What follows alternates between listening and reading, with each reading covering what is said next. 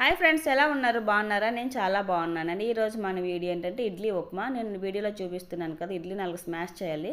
అలా పొడి పొడిగా చేసి పక్కన పెట్టుకోవాలన్నమాట. ఫస్ట్ దాన్ని పక్కన పెట్టుకున్నాక నెక్స్ట్ దాని పోపుకి కావాల్సినవి కొంచెం పల్లీలు కానీ కాజు కానీ తీసుకోవచ్చు. నేను పల్లీలు తీసుకుంటున్నాను. అలాగే కొంచెం జీలకర్ర, ఆవాలు, శనగపప్పు, మినపప్పు అనమాట కొంచెం కొంచెం తీసుకుంటున్నాను. వీటితో పాటు పచ్చిమిర్చి, కరివేపాకు, ఆనియన్స్, లెమన్ ఇవన్నీ రెడీ చేసి పక్కన పెట్టుకోవాలన్నమాట. ఆనియన్స్, పచ్చిమిర్చి కట్ చేసి పెట్టుకోండి. అలానే ఒక కడాయిలో కొంచెం ఆయిల్ వేసి అది హీట్ అయిన తర్వాత పల్లీలు వేసి కొంచెం ఫ్రై చేసుకోవాలి.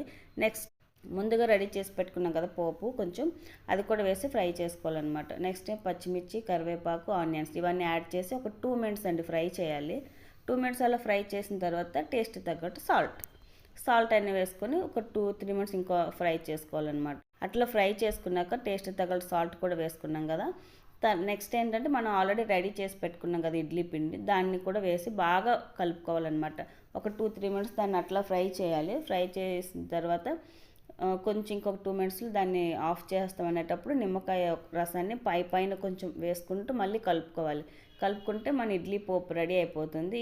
ఈ ఇడ్లీ ఉప్మా ఏంటంటే ఫాస్ట్గా అయిపోతుంది, టేస్టీగా ఉంటుంది. ఇంట్లోని ఇడ్లీలు మిగిలిపోతే అయ్యే వేస్ట్ అయిపోతున్నాయని కూడా ఉండదన్నమాట. చాలా బాగుంటుంది ఈ రెసిపీ. ఎవరికైనా తెలియని వాళ్ళు ఉంటే ట్రై చేయండి, చాలా బాగుంది. ఇడ్లీ ఉప్మా అయితే రెడీ అయిపోయింది. మా బ్రేక్ఫాస్ట్ అయితే రెడీ అయిపోయింది. అలాగే మా ఛానల్ ఫస్ట్ టైం ఎవరైతే చూస్తున్నారో please subscribe my channel. Thank you for watching అండి. Bye bye.